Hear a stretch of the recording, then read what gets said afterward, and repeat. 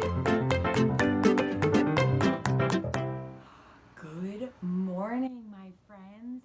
We are here for part 2 of Noah's Ark. As you can see, I'm camping again, and my friends are away for today. So we're going to finish the story of Noah. Now remember, God told Noah to build an ark and bring 2 kinds of animals on the boat.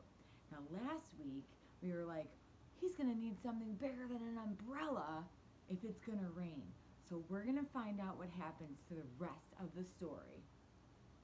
Okay, here we go. Noah didn't mind so much what other people thought. He minded what God thought, so he just did what God told him to do. When the ark was ready, God said, "All aboard!" And Noah's family and all the animals climbed inside. Then God shut the door. And it started raining for minutes that joined up into hours, that joined up into days, that joined up into weeks and weeks. And the rain joined up into puddles, that joined up into rivers, that joined up into lakes, that joined up into a flood that covered the whole earth. Their boat that had once seemed so big suddenly seemed very small. But in the middle of the huge storm and the crashing waves and all the thunder and lightning through it all, God was with them, and God kept them safe for 40 long days and 40 long nights. Finally, the rain stopped. The sun came out, and Noah threw open all the windows. "Hooray!" everyone shouted. Noah sent his dove out to explore, and it wasn't long before she brought him back a fresh olive leaf. Everyone knew exactly what that meant. She had found a tree and land. The water was going down.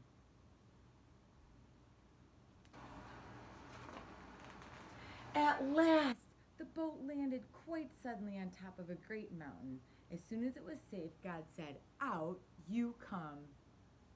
And so they did, everyone skipping and dancing into dry land. The first thing Noah did was to thank God for rescuing them, just as he promised.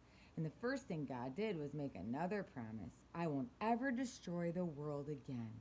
And like a warrior who puts away his bow and arrow at the end of a great battle, God said, "See, I have hung up my bow in the clouds."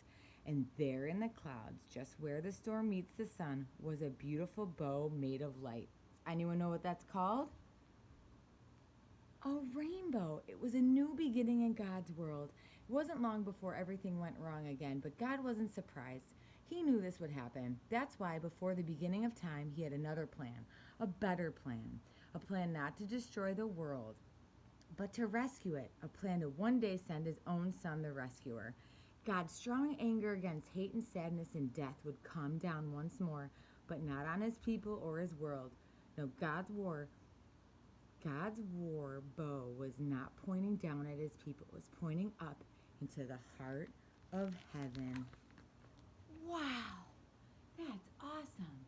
I love when God makes promises like that. And it's so cool that he used Noah to build a boat to help wash away the sins of the world. Well, thank you for joining Toddler Time in part 2 and finishing God's story.